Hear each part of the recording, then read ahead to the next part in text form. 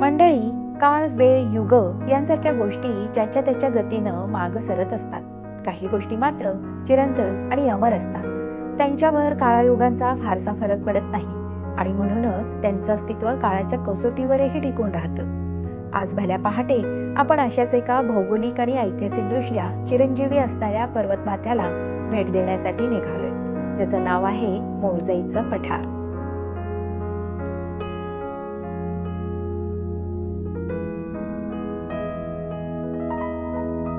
कोल्हापूरच्या पश्चिमेस सुमारे 60 किलोमीटर अंतरावर मोरजाईचं पठार आहे. कोल्हापुरातून गगनबावड्याकडे जाताना असळच आणि सांगवी फाटे ओलांडून आपण डावीकडे वळण घेतलं की मग काही अंतरावर कुंभी नदी लागते. ही नदी पार करून आपण बोरबेटच्या परिसरात प्रवेश करतो. आम्ही जेव्हा या परिसरात पोहोचलो तेव्हा नुकताच सूर्योदय झाला होता.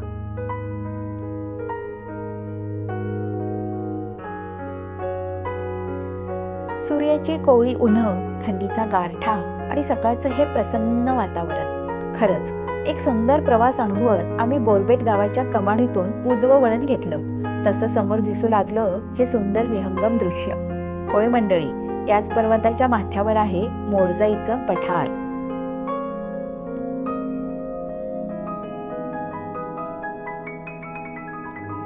बोरबेट हे मोरजाई पठाराच्या अगदी पायथ्याशी असणारं वाडीवजा छोटंसं गाव आहे. आम्ही आमची गाडी इथंच ठेवली आणि या गावातून चालत समोर दिसणाऱ्या मोरजाई डोंगराच्या दिशेनं निघालो. या गावातलं हे सकाळचं प्रसन्न वातावरण मनाला एक वेगळीच ऊर्जा देत होतं. ही ऊर्जा अनुभवतच आम्ही आमच्या ट्रेकिंगला सुरुवात केली.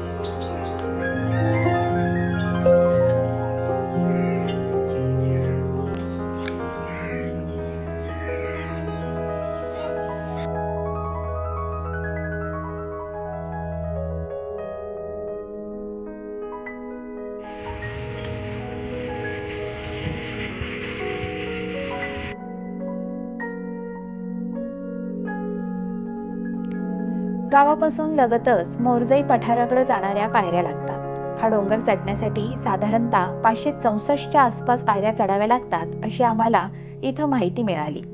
मग आम्ही इथं थोडा वेळ थांबलो आणि इथं थोडी फोटोग्राफी केली आणि मग इथंच थोडी पोटपूजाही करून घेतली आणि या पायऱ्या चढायला मग सुरुवात केली.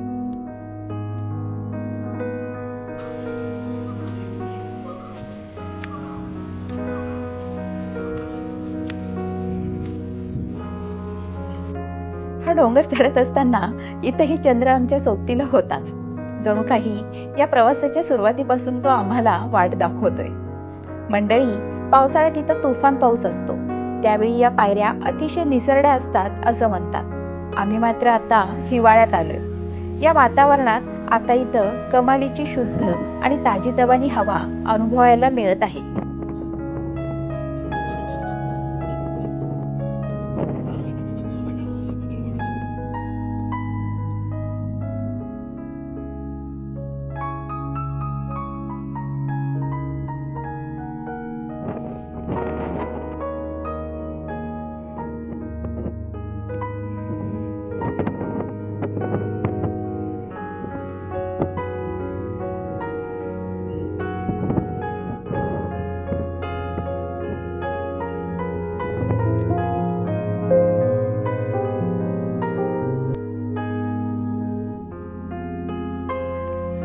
जसजसं आम्ही वर चढून येऊ लागलो तसं लक्षात येऊ लागलं की हा डोंगर राधानगरी आणि गगनबावड्याच्या भर जंगलात आहे.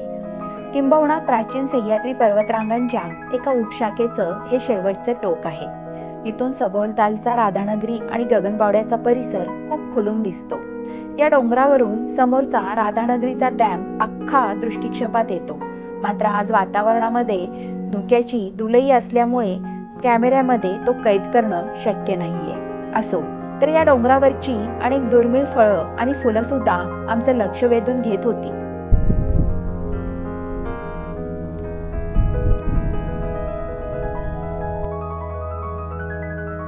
काही झाडं पहिल्यांदाच आम्ही पाहत होतो. ही आहे फर्नची वनस्पती. ही वनस्पती अतिशय प्राचीन आहे, अगदी डायनोसॉरच्या काळातली. त्या काळातल्या सापडलेल्या जीवाश्मात सुद्धा या वनस्पतीचे अवशेष पाहावयास मिळतात. मंडळी, इथे ही वनस्पती सर्वत्र उगवलेली दिसून येते.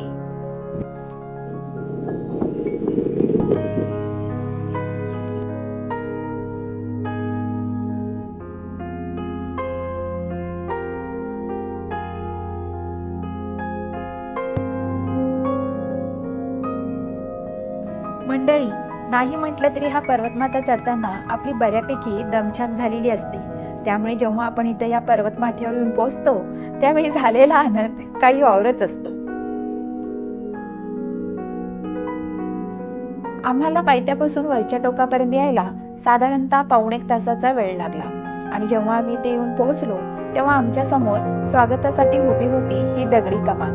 होय मंडळी, हेच ते मोरजाईचं पठार.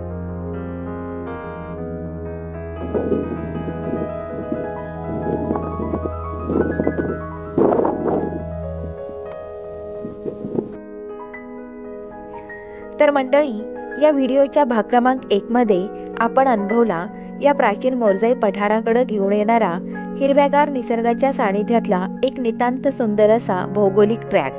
आणि आता भाग क्रमांक 2 मध्ये अनुभवणार आहोत या प्राचीन पठारावरच्या मध्ययुगीन इतिहासाच्या पाऊलखुणा.